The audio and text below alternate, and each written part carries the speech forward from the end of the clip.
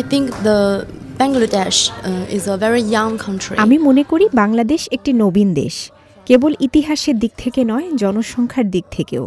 কারণ বাংলাদেশে আমাদের অনেক তরুণ আছে এবং আমি মনে করি এটি দেশটিকে সম্ভাবনায় পূর্ণ করে তোলে। আর বাংলাদেশিরা আমার মনে হয় খুবই উষ্ণ হৃদয়ের।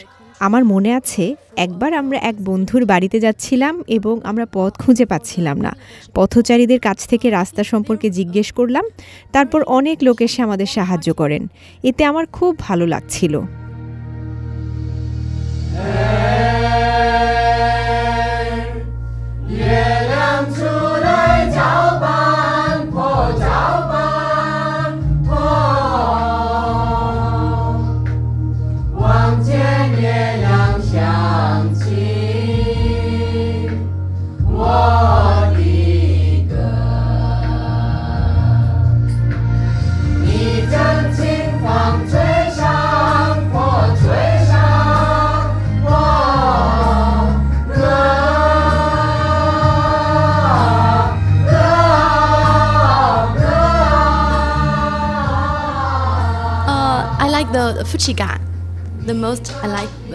আমি ফুচকা সবচেয়ে বেশি পছন্দ করি।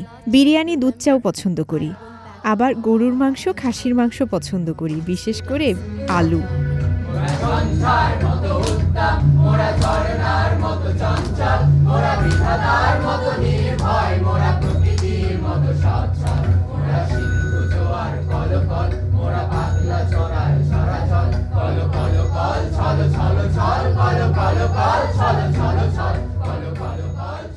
I think Bangladeshi people, you're very creative and we have a long history about the culture. আমি মনে করি বাংলাদেশিরা খুব সৃজনশীল এবং সংস্কৃতি সম্পর্কে দীর্ঘ ইতিহাস রয়েছে, কবিতা, নৃত্য এবং গানে। আর চীনে আমরা কবিতা পছন্দ করি, রবীন্দ্রনাথ ঠাকুর এবং কাজী নজরুল ইসলামের। বাংলাদেশি শিক্ষার্থীদের পড়াতে পেরে আমি খুব গর্বিত। তারা খুব মেধাবী, আকর্ষণীয় এবং কঠোর পরিশ্রম করে, আর তারা সংস্কৃতিকে খুব খুব সম্মান করে। তাই আমার মনে হয় এটা দুই দেশের জন্য খুব ভালো জিনিস।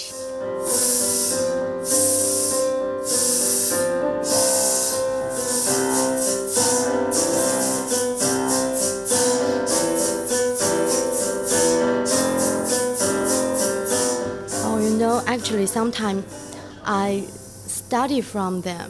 ওহ, আপনি জানেন, আসলে মাঝে মাঝে আমি তাদের কাছ থেকে পড়াশোনা করি, কারণ আমি এরই মধ্যে বাংলা গান গেয়েছি, আপনি জানেন। কিন্তু এটা আমার জন্য সহজ ছিল না। শিক্ষার্থীদের মতোই আমাকেও নতুন ভাষা শিখতে হয়েছে।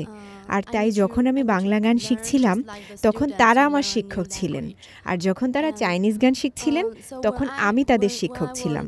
তাই আমরা একে অপরের কাছ থেকে শিখি এবং একসাথে ভালো করি। হ্যাঁ, আমার মনে হয় এটা খুব ভালো এবং আকর্ষণীয় ব্যাপার। Learn from each other.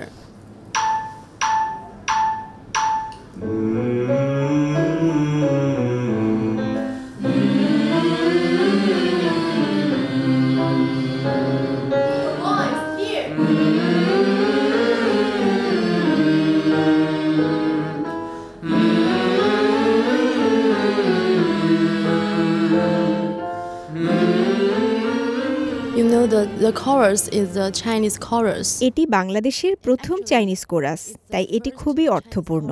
আলোচনার পর আমরা সিদ্ধান্ত নেই আমরা তো বাংলা গানও শিখতে পারি। কোরাসের লক্ষ্য হলো আমরা দুই দেশের মধ্যে সম্পর্ককে উন্নীত করতে চাই, যাতে তারা চীনা গান শিখতে পারে এবং আমরাও বাংলা গান শিখতে পারি।